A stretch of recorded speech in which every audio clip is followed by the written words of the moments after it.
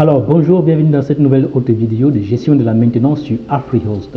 Nous allons premièrement créer un ticket pour signaler un problème dans une chambre. Nous allons remplir les informations concernant ce problème.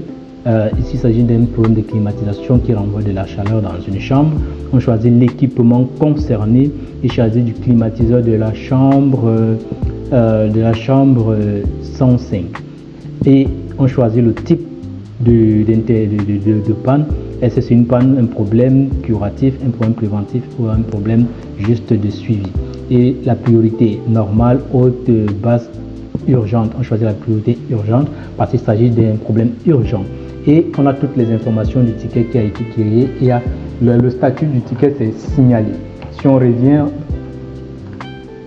revient autant pour moi, en arrière, on va voir que le ticket a été créé avec priorité urgente et statut signalé. Coût 0. Et lorsqu'on ouvre le ticket, on va d'abord, avant de démarrer l'intervention, on va faire un diagnostic.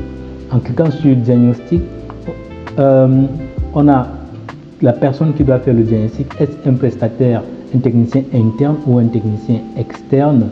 Là, on choisit le technicien interne Landry et on enregistre. Le diagnostic a été fait et le statut est passé à planifier. Vous pouvez bien le voir, le statut a changé de signaler à planifier. Maintenant, en revenant toujours sur le même ticket, on va démarrer l'intervention. Le démarrage de l'intervention signifie que le technicien est déjà prêt à travailler et il travaille déjà sur l'incident. Il s'agit toujours du technicien Landry qui s'occupe de cela et non un prestataire externe. On démarre l'intervention et on a un sous-formulaire qui s'ouvre. On choisit les éléments en interne qu'on a utilisés et qui sont quantifiables et facturés. Ici, on choisit un élément, on peut ajouter un autre élément. Tous ces éléments qui sont les biens de l'entreprise ou alors qui sont parqués au niveau du service technique sont des éléments qui ont été payés par l'entreprise et qui sont là pour être utilisés.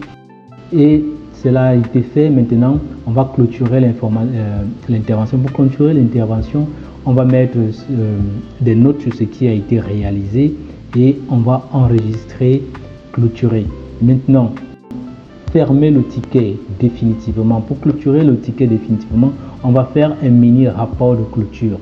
Qu'est-ce qui a été fait, par qui, comment?